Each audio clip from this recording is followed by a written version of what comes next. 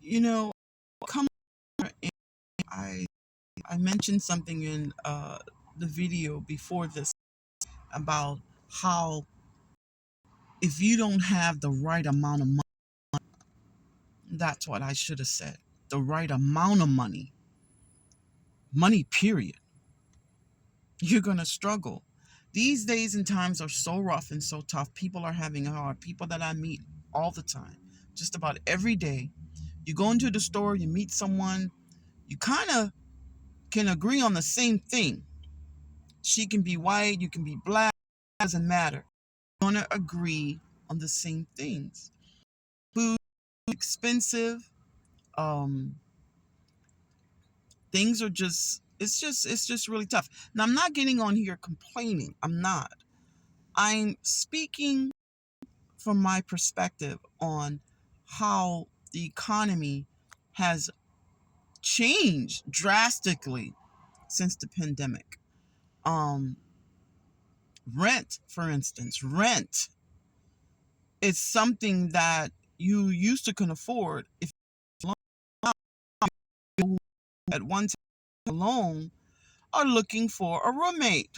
Yeah, you're looking for somebody to roommate with to help you pay the cost of the expenses that are asking these days is ridiculous. It's ridiculous.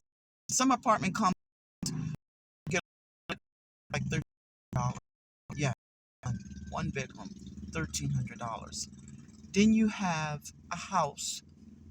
I swear to God, you can rent a house, and the amount they're asking for it, it's like a mortgage, a mortgage payment. It's really expensive. Um, I I meet people that's struggling to the point where the landlords or management in the complexes just don't have a heart to the fact that people may get laid off, get fired, struggling, sick. People get sick, they can't make it to work. They constantly, every year, they go up on the rent. Every year, there's a rent increase in your complex with your landlord from the house that you're renting, from the townhouse that you're leasing. There's a rent increase. So you ask the government, will they one day be rent control for these greedy landlords and management? They need to have rent control. A lot of people are not making 50, 60, 70, $100,000 a year. A lot of people are making way less than that. You know, there's to me, there's more poor people in the world than there is rich and middle class.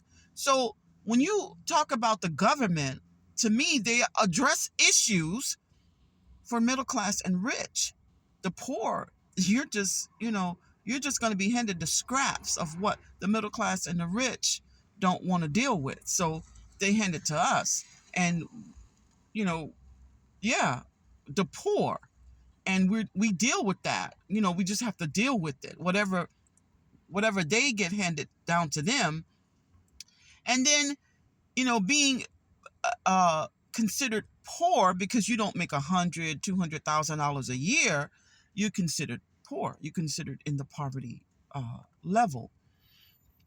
A lot of things we struggle with being what the government calls below poverty level.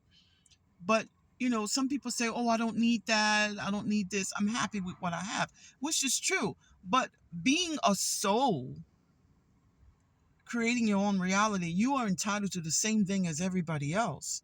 You have to work. Yes, we have to work hard at it. I agree with that.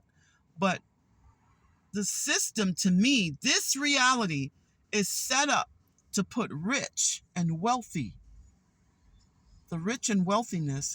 into the hands of a few, a very few. That's why the lottery is set up that way. That's why the system is set up that way. The government is set up that way, because being wealthy and rich is only designed to put that type of lifestyle in the hands of a very few. Just think if the whole world had money. Everybody was wealthy. I mean, I think it would be really good. We probably wouldn't have any crime or anything like that. But, people wouldn't be starving, barely making it. hanging out on the street. No homelessness. Let's don't talk about homelessness. That's another story. They say in California there's a whole community, like a neighborhood. People are homeless, tents everywhere. In Texas, in Houston, Texas, there's an area where they call Tent City. I've driven down there, and it's pretty sad. What I saw brought tears to my eyes. For the government to let something like that continue to even go on and happen in states where people are just comfortable living in tents and homeless. I've spoke to one man where he said that it was comfortable that way, living that way. He didn't have any responsibility because the responsibility of surviving in this world, in this reality, anywhere, it's tough, it's rough, you're going to struggle. And some people find comfort in living in the streets, and I think that's really sad. It's really, really sad, but that's what we're in right now. That's the reality that we've created for ourselves as human beings, souls. A lot of us feel that we're unworthy of having nice things, or unworthy of uh, living in a nice house. So we just deal with being poor, and you shouldn't feel that way. You're entitled to nice things. You're entitled to a beautiful home. You're entitled to drive a nice car. You're entitled to the things just like over there already has. You're entitled to the same thing she has. You're entitled to the same thing he has. Yes, we have to work a little hard at these things, but don't ever feel that you're unworthy and you're not entitled to these things. You are entitled to these things in this reality. Some religions tell you, oh, wait till a certain time, wait till the new world, wait till this and wait till that. No, you're entitled to those things right now, right now.